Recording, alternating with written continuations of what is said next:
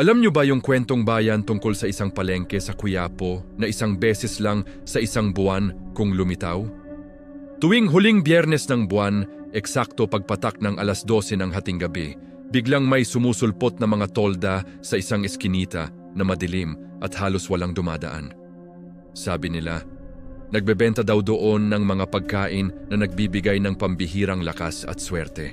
Ako, si Marco, kasama ang dalawa kong kaibigan, si Leo at si Jen. Napagdesisyunan naming hanapin ang lugar na yon. Mahilig kasi kami sa mga ganitong adventure. At totoo nga, pagdating namin sa dulo ng isang makipot na daan sa Quiapo, nandoon na sila.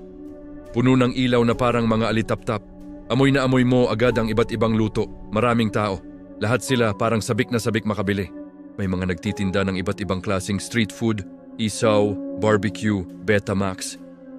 Pero kakaiba ang itsura, parang mas malalaki, mas matataba. Ang kulay, mas matingkad.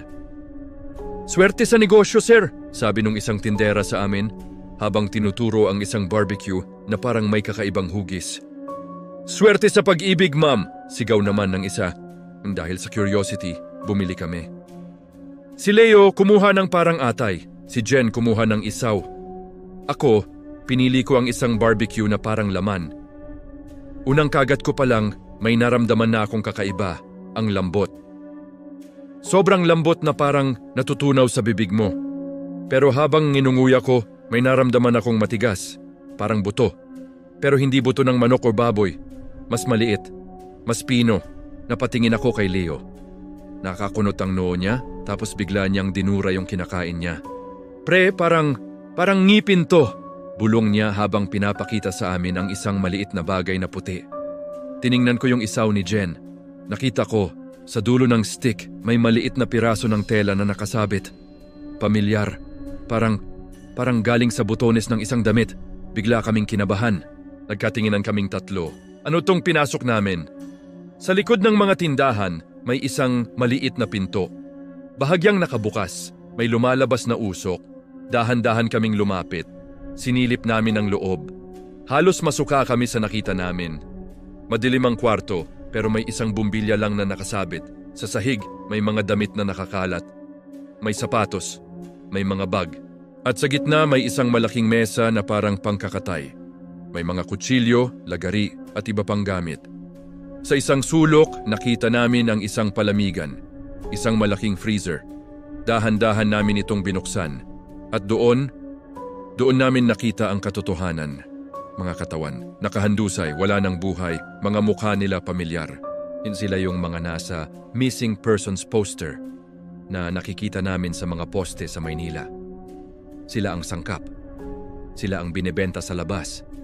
Sila ang swerte at lakas na sinasabi nila. Biglang may nagsalita sa likod namin.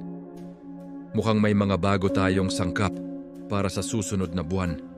Paglingon namin, nakatayo ang mga tindera. Pero ang mga ngiti nila nawala na.